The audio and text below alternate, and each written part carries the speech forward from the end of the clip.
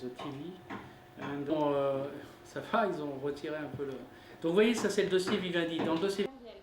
Pas du tout, Kerviel est un épiphénomène. Kerviel, c'est le coupable idéal qu'il fallait avoir tout de suite sous la main.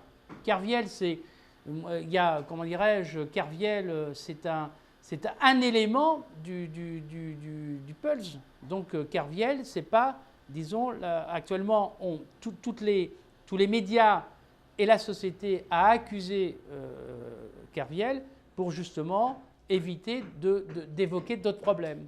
Ça pourrait pas être juste une grosse manipulation en fait pour un coupable qui cacherait toute l'étendue.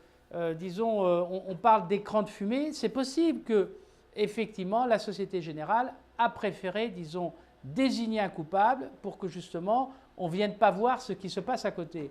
Le problème, c'est que l'AMF, Autorité des marchés financiers, a découvert, justement, qu'il y avait eu des manipulations de cours, et que, suite à ces manipulations de cours, on peut penser qu'il y a des délits d'initiés. Et là, vous en avez un, en l'occurrence, qui a été désigné. Qui a revendu ses actions et deux de ses fondations affiliées aussi les ont vendues en même temps. La question, c'est de savoir, il y avait une position de 50 milliards. Est-ce qu'ils étaient informés qu'on allait liquider cette position ou pas? Parce que d'abord, ils sont en interne.